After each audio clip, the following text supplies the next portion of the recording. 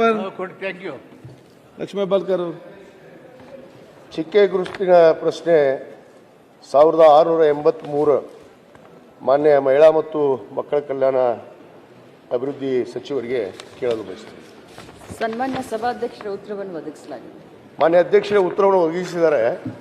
ಹೊಸ ತಾಲೂಕಿಗೆ ಇವತ್ತು ನಮ್ಮ CDPO ಆಫೀಸ್ ಮಹಿಳಾ ಮತ್ತು ಮಕ್ಕಳ ಕಲ್ಯಾಣ ಕಚೇರಿಯನ್ನು ಕೇಂದ್ರ ಸರ್ಕಾರಕ್ಕೆ ಪ್ರಸ್ತಾವನೆ ಕಳಿಸಿದ್ದಾರೆ. ಅದು ಏನೋ ಸರಿ ಅಧ್ಯಕ್ಷರೇ, ಆದರೆ ನಮ್ಮಲ್ಲಿ ಅಂಗನವಾಡಿ ಕಟ್ಟಡ ಈಗ 100 ಕಟ್ಟಡ ಇಲ್ಲ, ಸುಮಾರು 100 ಅಂಗನವಾಡಿಗಳಿಗೆ ಮಕ್ಕಳು ಅಲ್ಲಿ ದೇವಸ್ಥಾನದಲ್ಲೋ ಕಟ್ಟೆ ಮೇಲೋ ಅಲ್ಲಿ ಕೂತ್ಕೊಂಡು ಓದೋ ಪರಿಸ್ಥಿತಿ ಬಂದಿದೆ. ಚಿಕ್ಕ ಚಿಕ್ಕ ಮಕ್ಕಳು ಇರ್ತಾವೆ, ಅಲ್ಲಿ ಪರಿಸರ ಸರಿ ಇರಲ್ಲ. ಅದಕ್ಕೆ ನಾನು ತಮ್ಮ ಮೂಲಕ ಮಾನ್ಯ ಸಚಿವರಿಗೆ ಒತ್ತಾಯ ಮಾಡೋದೇನೆಂದರೆ, ಬೇಗನೆ ಆ ಅಂಗನವಾಡಿ ಕಟ್ಟಡಕ್ಕೆ ಜಾಗ ಕೊಡಿಸ್ಬೇಕು, ಜಾಗಕ್ಕೂ ದುಡ್ಡು ಕೊಡಬೇಕು ಮತ್ತು ಕಟ್ಟಡಕ್ಕೆ ದುಡ್ಡನ್ನು ಬಿಡುಗಡೆ ಮಾಡಬೇಕು ಅಂತ ನಾನು ಒತ್ತಾಯ ಮಾಡ್ತೀನಿ. 2.5 ವರ್ಷದಲ್ಲಿ ಬಹಳಷ್ಟು ಅಂಗನವಾಡಿ ಕಟ್ಟಡಗಳನ್ನು ನಾವು ಪ್ರಾರಂಭ ಮಾಡಿದ್ವಿ ಮತ್ತು ಮುಗಿಸಿದ್ವಿ. ಹಳೆ ಪೀರಿಯಡ್ನಲ್ಲಿ ಏನು ಕುಂಠಿತವಾಗಿ ಸಾಗ್ತಾ ಇತ್ತು ಅಂಗನವಾಡಿ ಕಟ್ಟಡಗಳನ್ನು ಅವನ್ನೆಲ್ಲ ಬಹಳಷ್ಟು ಕ್ಲಿಯರ್ ಕೂಡ ಇಲ್ಲಿವರೆಗೆ ಮಾಡಿಸಿದ್ದೇವೆ.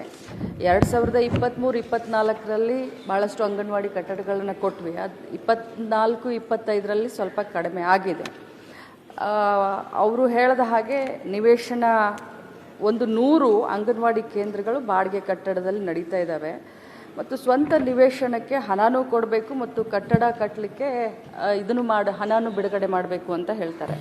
ತಮ್ಮ ಗಮನಕ್ಕೆ ತಮ್ಮ ಮುಖಾಂತರ ಅವ್ರಿಗೆ ಹೇಳಲಿಕ್ಕೆ ಬಯಸ್ತೇನೆ, ನಾವು ಏನು ಹಳ್ಳಿಗಳಲ್ಲಿ ನಿವೇಶನವನ್ನು ಕೊಡಬೇಕು ನಮಗೆ ರೆವಿನ್ಯೂ ಡಿಪಾರ್ಟ್ಮೆಂಟ್ಗೂ ಬರೆದಿದ್ದೀವಿ ಮತ್ತು ಸಂಬಂಧಪಟ್ಟಂತೆ ಎಲ್ಲ ಜಿಲ್ಲಾಧಿಕಾರಿಗಳಿಗೆ ಈಗಾಗಲೇ ಪತ್ರವನ್ನು ಬರೆದಿದ್ದೀವಿ. 2-3 ಸರಿ ವಿಡಿಯೋ ಕಾನ್ಫರೆನ್ಸ್ ಮಾಡಿ ಬಹಳಷ್ಟು ಜಿಲ್ಲಾಧಿಕಾರಿಗಳು ಇಂಟ್ರೆಸ್ಟ್ ತೆಗೆದುಕೊಂಡು ನಮ್ಮ ಅಂಗನವಾಡಿ ಕಟ್ಟಡಕ್ಕೆ ನಿವೇಶನಗಳನ್ನು ಈಗಾಗಲೇ ಮಂಜೂರು ಮಾಡಿದ್ದಾರೆ. ಹಳ್ಳಿಗಳಲ್ಲಿ ನಾವು ನಿವೇಶನಕ್ಕೆ ದುಡ್ಡನ್ನು ಕೊಡಲಿಕ್ಕೆ ಆಗೋದಿಲ್ಲ, ಮಾನ್ಯ ಸದಸ್ಯರ ಗಮನಕ್ಕೆ ತರಲಿಕ್ಕೆ ಬಯಸ್ತೇನೆ. ಆದರೆ ಅದೇ ಪಟ್ಟಣದಲ್ಲಿ ನಿವೇಶನಗಳನ್ನು 50% ಸರ್ಕಾರದ ವತಿಯಿಂದ 50% ದುಡ್ಡನ್ನು ಕಟ್ಟಬಹುದು ಅಂತ ನಾವು ಮೊನ್ನೆ ಬಜೆಟ್ನಲ್ಲಿ ಕೂಡ ಅದನ್ನು ಘೋಷಣೆ ಮಾಡಿದ್ದಾರೆ.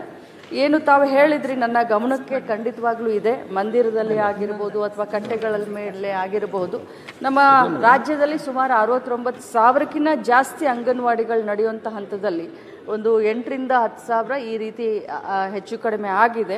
ಅದು ಕೂಡ ಬೇರೆ ಬೇರೆ ಯುವಕ ಸಂಘದ ಕಟ್ಟಡದಲ್ಲಿರ್ಬೋದು, ಸಮುದಾಯ ಭವನದಲ್ಲಿರ್ಬೋದು, ಶಾಲಾ ಕಟ್ಟಡಗಳಲ್ಲಿ ಕೂಡ ನಡೀತಾ ಇದ್ದಾವೆ. ಇನ್ನು 3,500 ಕಟ್ಟಡಗಳು ಬಾಡಿಗೆ ಕಟ್ಟಡದಲ್ಲಿದ್ದಾವೆ, 3,500 ಅಂಗನವಾಡಿಗಳು.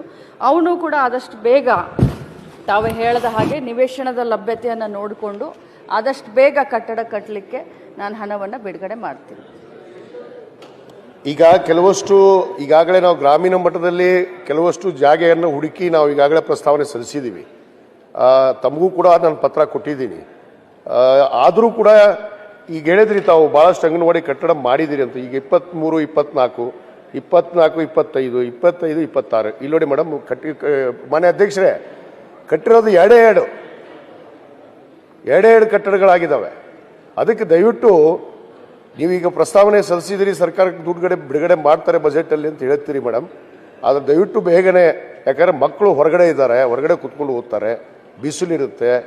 ಅದಕ್ಕೆ ದಯವಿಟ್ಟು ಬೇಗ ದುಡ್ಡನ್ನು ಕೊಟ್ಟು, ಈಗ ಕೊಟ್ಟಿರುವಾದರೂ ನಾವು ಜಾಗ ತೋರಿಸಿದ್ದಾದರೂ ಕಟ್ಟಕ್ಕೆ ಪರ್ಮಿಷನ್ ಕೊಡ್ರಿ ಅಂತ ನಾನು ವಿನಂತಿ. ಮಾನ್ಯ ಅಧ್ಯಕ್ಷರೇ, ಸಭಾಧ್ಯಕ್ಷರೇ, ನಾನು ಇವತ್ತನೇ ಅಧಿಕಾರಿಗಳ ಹತ್ರ ಚರ್ಚೆ ಮಾಡಿ ಬೇರೆ ಎಲ್ಲಿ ಕಟ್ಟದೇ ಉಳಿದಂಥ ಭಾಳಷ್ಟು ಅಂಗನವಾಡಿಗಳು ಕಟ್ಟದಲೇ ಉಳಿದಂಥ ದುಡ್ಡು ಇರುತ್ತೆ, ಅವನ್ನೆಲ್ಲ ಕ್ರೋಢೀಕರಿಸಿ ಮಾನ್ಯ ಶಾಸಕರು ಹೇಳದ ಹಾಗೆ ಆದಷ್ಟು ಬೇಗ ಅಂಗನವಾಡಿ ಕಟ್ಟಡಕ್ಕೆ ಅವ್ರ ಕ್ಷೇತ್ರಕ್ಕೆ ಕೊಡಲಿಕ್ಕೆ ನಾನು ಪ್ರಯತ್ನ ಮಾಡ್ತೀನಿ. ಧನ್ಯವಾದಗಳು.